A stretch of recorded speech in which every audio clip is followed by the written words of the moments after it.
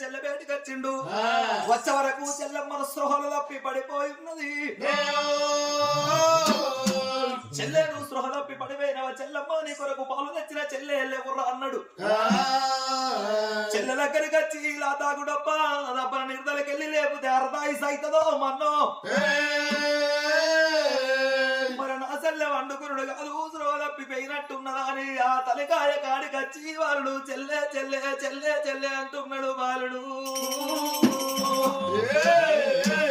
కడుపుల కన్నం లేదు ఒంటికి సుఖం లేదు ఆ బాలకు కడుపుల కన్నం లేకపోతే ఆగమ్మ రూపు బట్టలేకపోతే బాంచల రూపు భగవంతో ఊపినావు కదా చెల్లె మాట్లాడదాయే చెల్లెమ్మ ఇంతను కాలం వేసినవా చెల్లెలా చెల్లెను మాట్లాడదలేవే చెల్లె చెల్లెని రాత పాడగా